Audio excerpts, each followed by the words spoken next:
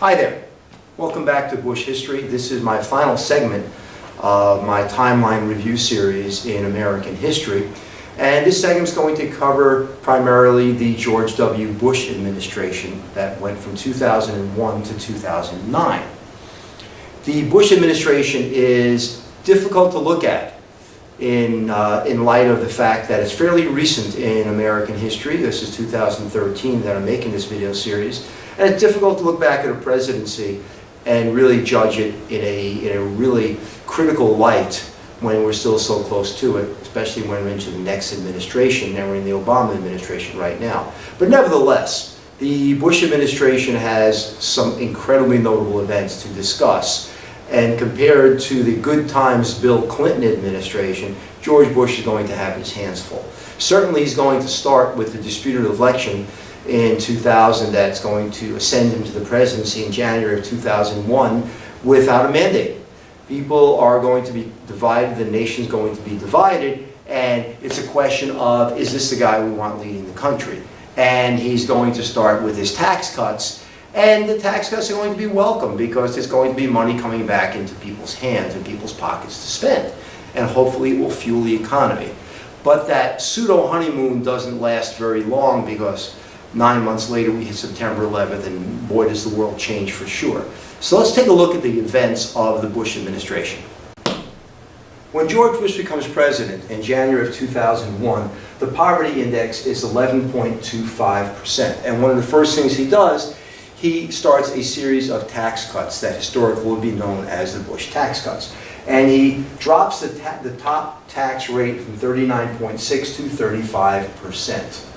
Well, there's a short-lived holiday for that. People actually start to get checks in the mail, and I actually got a $600 check in the mail from the Bush administration.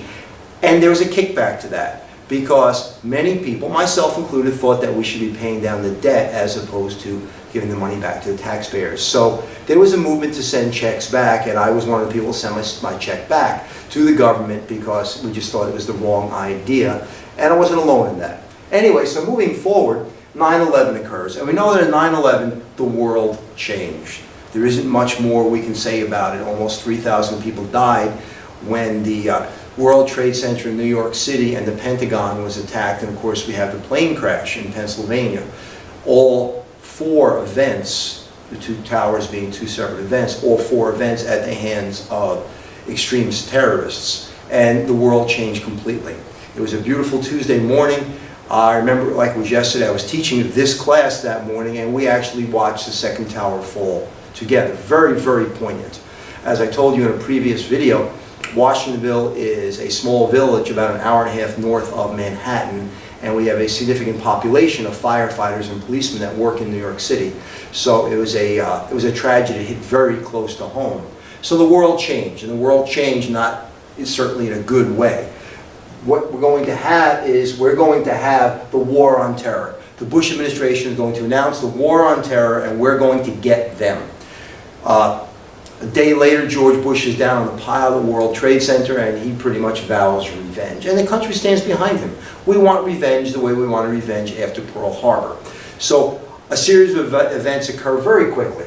The Department of Homeland Security is going to be created, and Homeland Security is going to be a cabinet-level position. And the whole point of Homeland Security is to do just what it sounds like. It's going to launch a series of measures and a series of procedures to protect the homeland. And one of the things that comes out very quickly as a result of that is the thought that the people who did this were from Afghanistan, and we launched the Afghan war in October. October 7th specifically, we go and attack the Taliban in Afghanistan. A war, by the way, that goes on to this day, and we're talking about 2013 at this point. On October 26th, the Patriot Act is instituted. The Patriot Act is a far-reaching, once again, an omnibus act. There are many parts of this, and basically what it allows for is a huge reach by the FBI and the CIA in gathering information on terrorism in and outside of the United States. It's not unlike the Espionage and Sedition Acts, the Alien and Sedition Act, and the Red Scare of previous times in American history. So here we have it again. It's a hip-shot reaction that will be debated hotly as we go forward. Not related to any of this we have Enron. Enron is one of the largest utility companies in the world. They specialize in gas and electricity distribution. They produce paper and they produce pulp. And in the year 2000, they recorded $100 billion worth of earnings. Well, in the tail end of 2001, Enron goes bankrupt. It turns out they were cooking the books. They were cooking the books and reporting money that they didn't have. They had 20,000 employees that were going to lose their jobs, and this becomes the first big corporate scandal of the Bush administration. Certainly nothing to do with the Bush presidency, but it kind of marks an 8-year administration that's going to have one large event after another it has to deal with. He's not going to live the charmed life of Bill Clinton and the rise of the internet. So, we have in 2001, we have the beginning of the war on terror as a result of 9/11. The Department of Homeland Security is announced as a result of 9/11. The Afghan war, we invade Afghanistan. The Patriot Act comes into play and we start suspending civil liberties and we start listening to phone conversations and inspecting mail. Enron fails. It was a tremendous, tremendous blow to corporate America after 9 years of steady growth during the 1990s. And George Bush is looking further. He's looking at Iraq. The United Nations, time after time after time, had passed resolutions against Iraq where they wanted Iraq to allow these UN inspectors to go in and inspect Saddam Hussein's facilities to see if he was making weapons that were prohibited as a result of the Persian Gulf War. And for a while Saddam Hussein said yes, and then he said no, and he stood up against these investigators coming in, trying to see what he had, and it really raised this whole specter of suspicion. What's going on in Iraq? So that, as you can figure out, is ultimately going to lead to the attack on Iraq that's going to occur just a year later. So all these resolutions are occurring, and Saddam Hussein is largely ignoring them. Out of nowhere, we have No Child Left Behind. No Child Left Behind is a domestic measure by the Bush administration to try to improve education in the United States. And what it really calls for is a series of tests that occur throughout elementary, middle school, and high school that if your child doesn't reach a certain plateau on those tests, your child is supposed to have remediation. It unfortunately is an unfunded mandate. The states will have to comply, but they'll be given no funding by the federal government to do so. So it sounds nice, but if the states are going to comply with extra tutoring or extra support, they're also going to have to take money away from other educational programs. And this is the beginning of an attack on education, actually, that's going to go on for, till the present day, as a matter of fact. But it starts with No Child Left Behind. And of course, if you're against No Child Left Behind, then you must want to leave children behind. So this is one of those initiatives that is hard to fight from a public perception point of view. On the heels of the Enron disaster, we have Sarbanes-Oxley. Sarbanes-Oxley is a bill put into Congress and then ultimately signed by George Bush that says that the accounting firms that check the books and report on the health of corporations are responsible for what they have in those books. Specifically, the CFO or the CEO of the accounting firm is directly responsible. It's an attempt to avoid cooking the books as what happened with Enron. So it's an attempt at basically overseeing corporations and what they're reporting to the public. George Bush really wants to go into Iraq, and he's claiming that Iraq has weapons of mass destruction. And Colin Powell, the American Secretary of State, the U.S. Secretary of State, actually goes to the United Nations and makes a plea that he wants a UN resolution to support action against Iraq. And Colin Powell is a wonderful man. He's a very ethical human being, and he's speaking to his best. I remember this very well, and he's saying if we don't go into Iraq, Iraq is going to produce these weapons, and then who knows what's going to happen next. Well, it turns out that the UN Security Council really isn't interested in voting for any kind of aggressive measure against Iraq, so it's decided not to have a vote. The United States doesn't want to have a vote in the UN Security Council that votes down aggressive measures against Iraq, so the vote never occurs. And ultimately, the United States decides to go along with a couple of allies that agree with the United States. Anyway, during that same time period, Congress will then authorize force against Iraq, and now it's simply a matter of time before we will invade Iraq. As stated, 2002 has a lot going on as well as 2001, with a lot of reaction to the events that occurred in 2001. And the Dow Industrial, the measure of how well business is doing in the country, is actually doing all right at 7,528. And it's going to rise during this time period because corporations are going to make a lot of money as we enter into the war with Iraq. George Bush cuts taxes a second time. This time we get a check, we get a smaller check, and he cuts certain corporate income taxes, and defense spending rises. Now if you think about that real carefully here. You're going to cut taxes, you're going to increase spending. This sounds like a playbook from trickle-down economics from the Reagan years. We're going to end up with an end of the surplus that he got from the Clinton administration, and the surplus is going to go into deficit, and the deficit is going to lead into debt. So things have turned around a little bit in the United States in the middle of 2002, but let's keep in mind, he is dealing with the events of September 11th as well, so certainly there would be a budget hit of some form. We have something new. We have a new vehicle for Americans. It's called a home equity line of credit or home equity loan. Really what this home equity idea is that if you owe $100,000 on your house and your house is worth $300,000, you can borrow that remaining $200,000.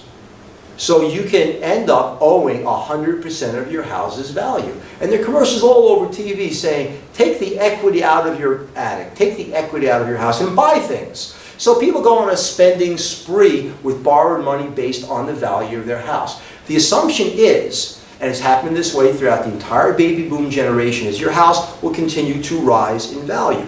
So if you borrow money here and your house is worth this much, you still have this much equity. Well, what happens if the value of your house starts to decline?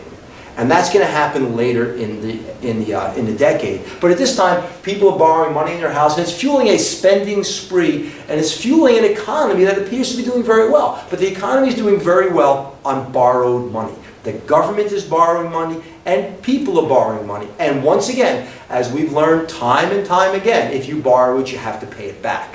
And we're not going to be able to pay it back when it actually comes around at the end of the Bush administration.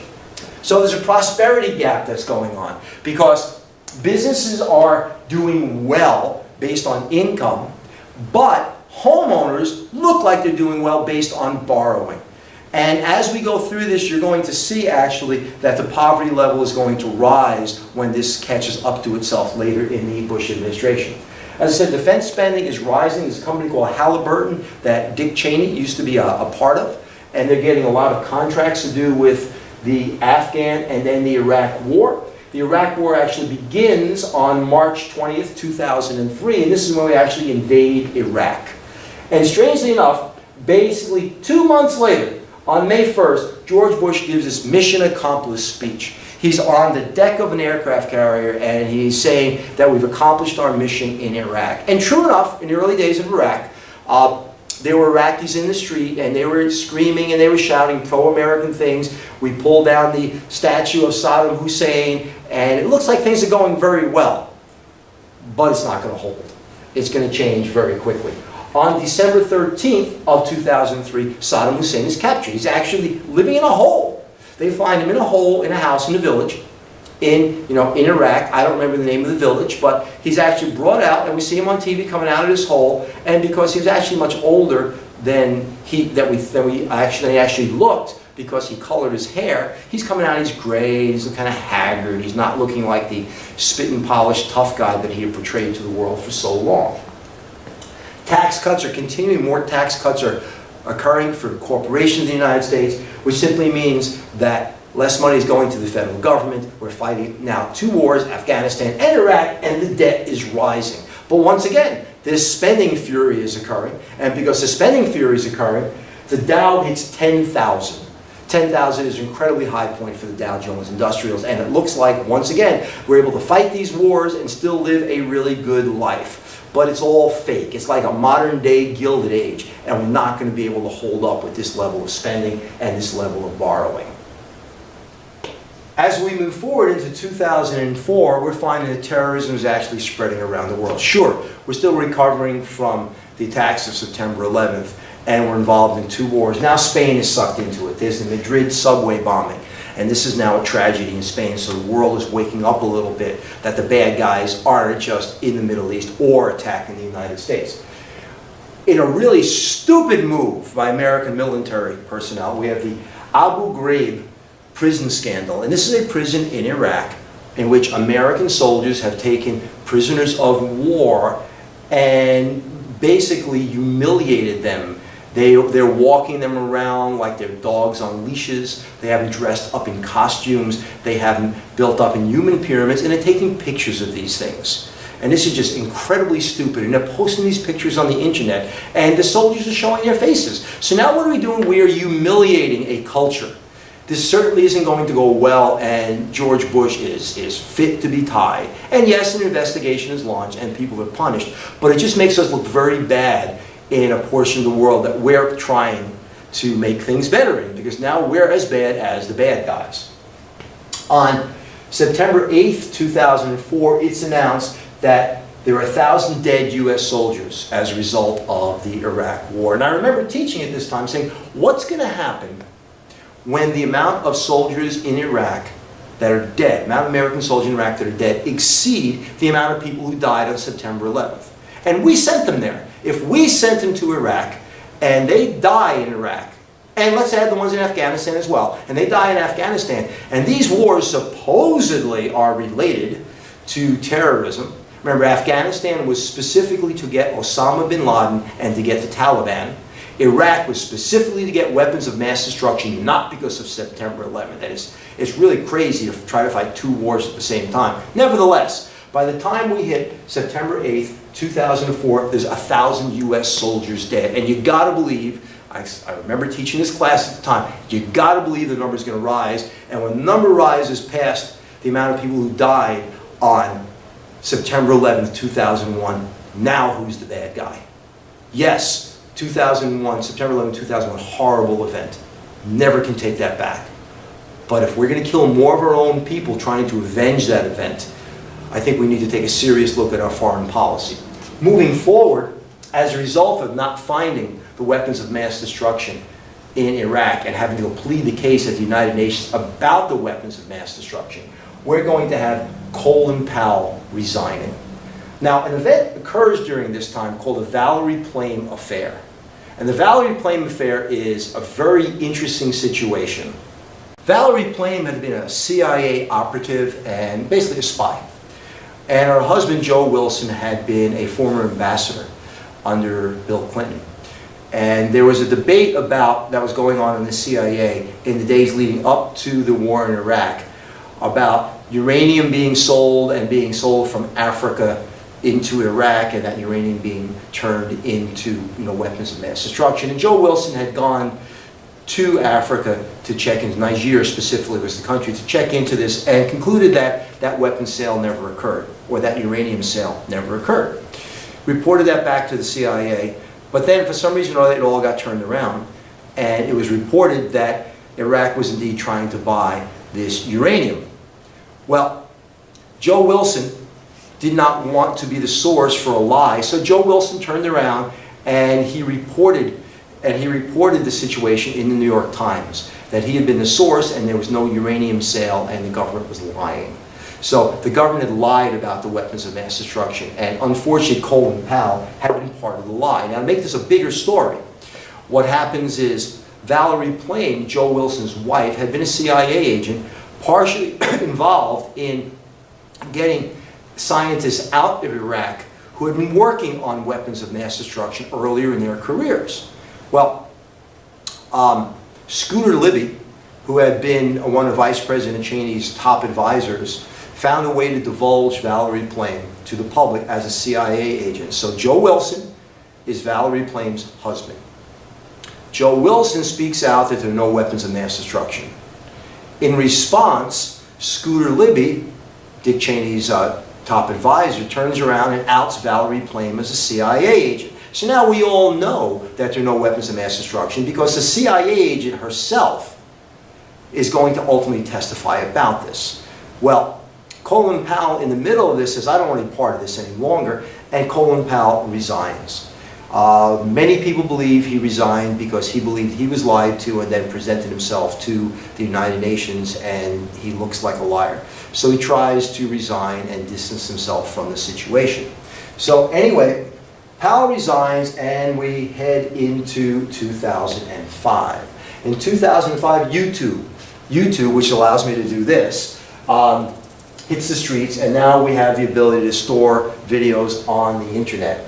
And that's going to be a very good thing, especially for events like this and for family sharing pictures and stuff like that. We also, in August of 2005, we have Hurricane Katrina. George Bush cannot buy a break. It's one bad event after another while he's president, and I don't really think he's up to the task. George, if we hadn't had September 11th, George Bush might have had a pretty easy presidency. He might have had a good ride throughout his presidency, and he might not have been tested to the point that he was. But very few people can rise to the level needed to deal with the things that are going on in the Middle East, the things that are going on at home here, and the corporate mess that's going on, and actually be able to handle it well. I think he probably did as well as he could have done. Anyway, so now Mark Felt is going to step forward. Mark Felt. Who's Mark Felt? That's the question. Who is this guy? Well, Mark Felt was Deep Throat. Deep Throat is the guy who gave information to Woodward and Bernstein during the Watergate investigation. And Mark Felt had been a member of the FBI, and he was upset by things that were going on during the Nixon years in the White House, and he had turned around and he was one of the sources for all the information they were reporting about Watergate and the Watergate break-in and the like, and he had not wanted his information known, he did not want his identity known, but in 2005, Mark Felt is sick, he's actually dying, and he wants to leave his family a bit of money after his death, so he basically outs himself and he agrees that he will share his story, and he gets paid for sharing his story. So now we actually know who Deep Throat is. Later in the year, in 2005, Saddam Huessin is going to be put on trial in Iraq. The Bush administration is pretty clear. They do not want him tried by Americans. He will be tried by Iraqis, and certainly he's going to be found guilty.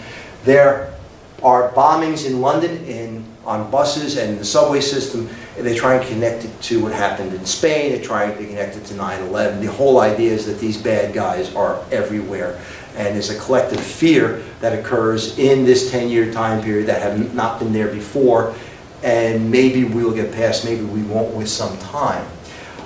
In October of 2005, October 2nd specifically, the government announced that there are now 2,000 dead in Iraq. And they also say there are no weapons of mass destruction. It's the whole reason of going to war with these weapons of mass destruction. Joe Wilson and Valerie Plame were right. There were no weapons of mass destruction. And now we're fighting a war that we probably shouldn't have been in the first place. So we're fighting two wars, because remember, Afghanistan is still going on. I will tell you that while we're fighting the war in Iraq, Afghanistan is largely a backseat. And that's kind of strange, because Afghanistan was supposed to be the hotbed of terrorism. That was supposed to be where Osama bin Laden was hanging out. And we're concentrating more on Iraq. Bush is reelected in 2006. A lot of people surprised, including me, by that. I thought that Bush might lose in 2006 because of the whole weapons of mass destruction thing. But he was running against John Kerry, who was a rather weak Democratic candidate running against the incumbent Bush.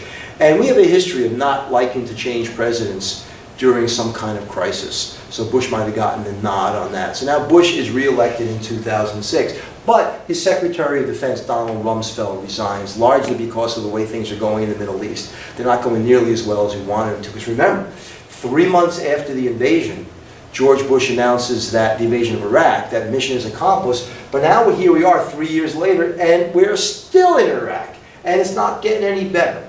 The Dow hits 12,000, which is crazy. But it's hitting 12,000 because corporations are making big money off the war, because taxes are low, because people are borrowing money to spend money, so business is doing well. People are buying big houses with very little down. Regulations and rules for getting mortgages have been relaxed during this period of deregulation, and it's going to be a train wreck.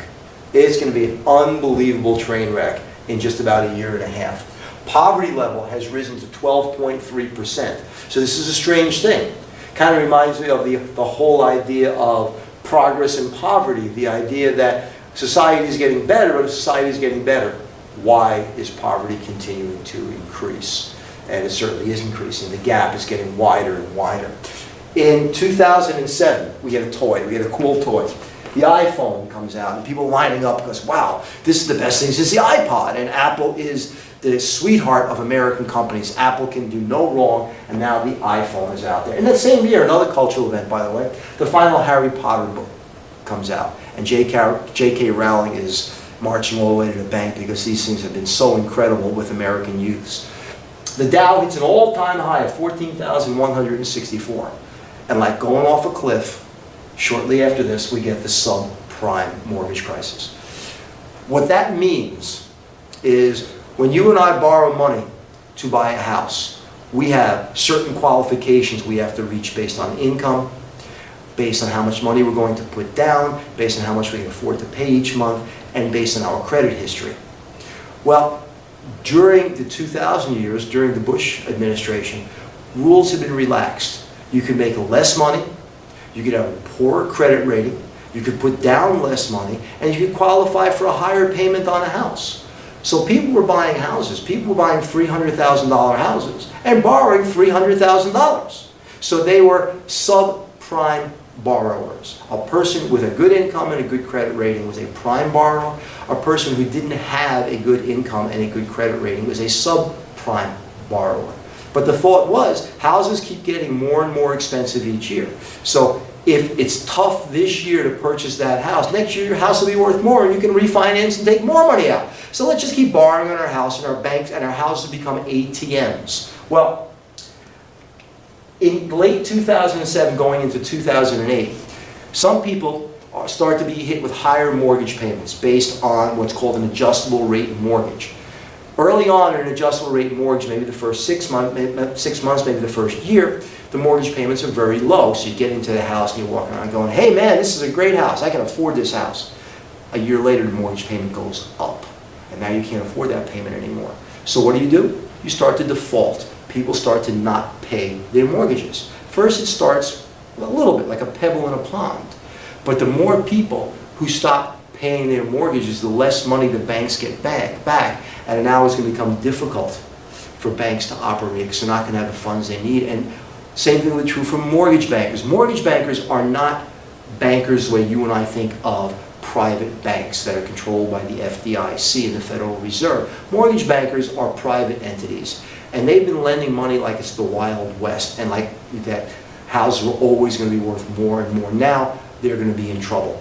They're going to be in trouble in a very big way because people aren't paying money back. And what's going to happen is we're going to go forward and we're going to have a series of business failures. But before we get there, just a couple of other things. In 2008, oil hits an all-time high of $100 a barrel. It had never been that expensive before. $100 a barrel means gas at the pump is going up as well, and that's one of those things people don't like. We don't like expensive gas in the United States. We're used to gas being pretty cheap, and the Middle East is the drug dealer and we're the junkie. Gas has been cheap, gas is going up, we're not happy. The government announced that we have 4,000 dead in Iraq. So 4,000 dead in the Iraqi war. A war that we shouldn't have fought in the first place because there are no weapons of mass destruction, because our government lied about those weapons of mass destruction based on faulty information. Yeah, you're hearing it. You're hearing the dripping sarcasm here. On September 15th, 2008, Lehman Brothers, the largest investment banking company at the time, goes bankrupt. An incredible event, because everyone that invested in Lehman Brothers is now broke. And you're talking about not millions, but billions of dollars. And these different banking companies, these different investment companies, Morgan Stanley, Goldman Sachs, Lehman Brothers, and the like, they had been insured.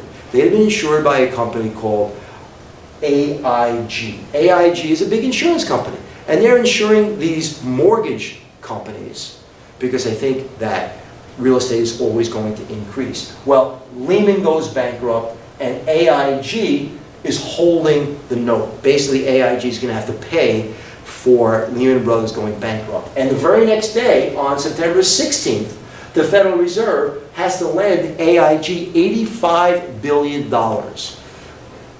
So, what's going on here? Investment bank goes under. The Federal Reserve lends the insurance company $85 billion because not only is Lehman Brothers in trouble, the rest of them are in trouble as well.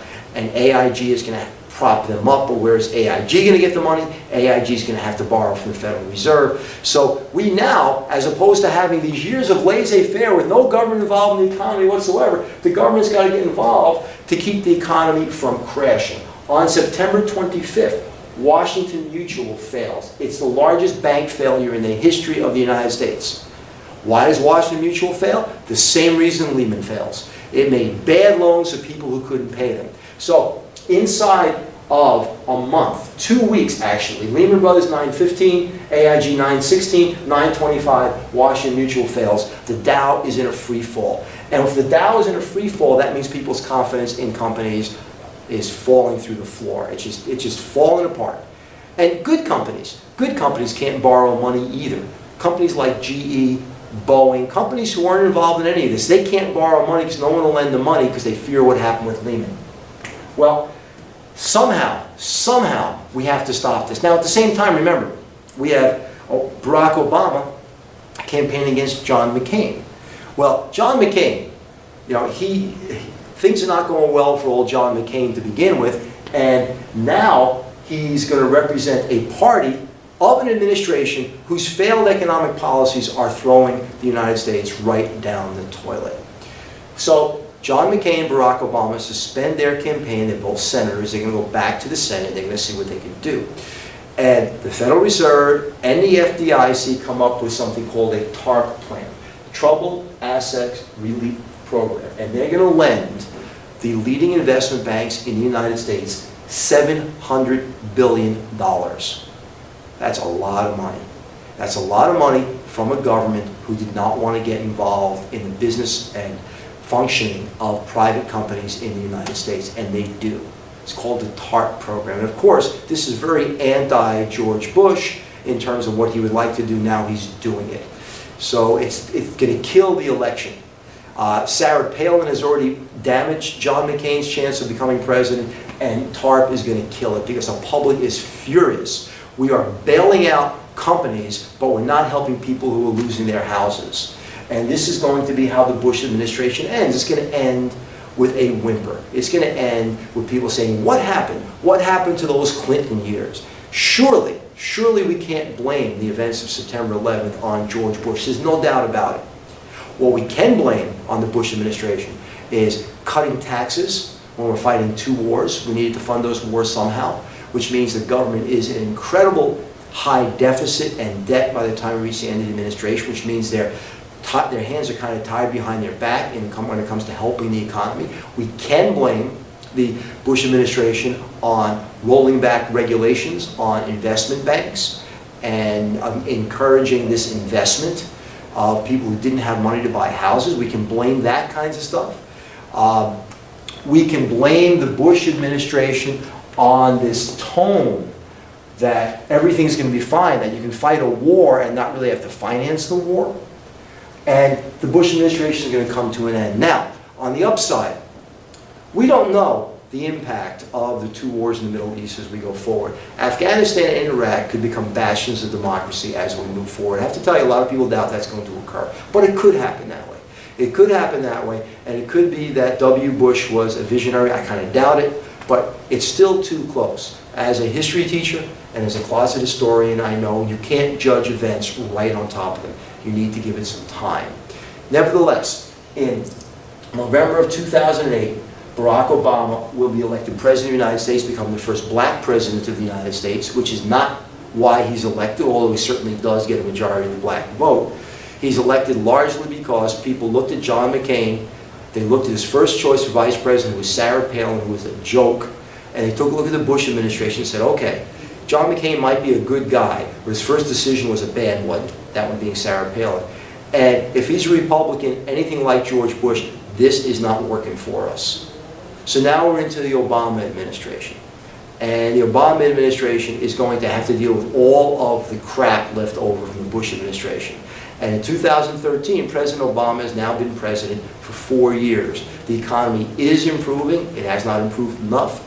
Unemployment is still about 7.5%. It is down from the high water mark of approximately 10% at the beginning of his administration. Investment is starting to occur again in the economy, but we are still involved in Iraq. He has not yet closed Guantanamo in Cuba, which he had promised to close Guantanamo. We are still involved in Afghanistan. We're still actively fighting in Afghanistan. So time has yet to tell what's going to happen with both the Obama administration and some of the policies of the Bush administration. Anyway, that concludes our timeline series for review in American history, geared primarily at the advanced placement exam in U.S. history, but certainly these timelines can be used to review any aspect of American history as we look towards college exams and final exams for juniors and seniors in high school. I hope you found this helpful. Take a look at Bush history in general on YouTube as the site builds and the channel builds, and we go into many different aspects of American history. Thanks for watching, and remember, it's Hawaiian Friday. Take care, guys.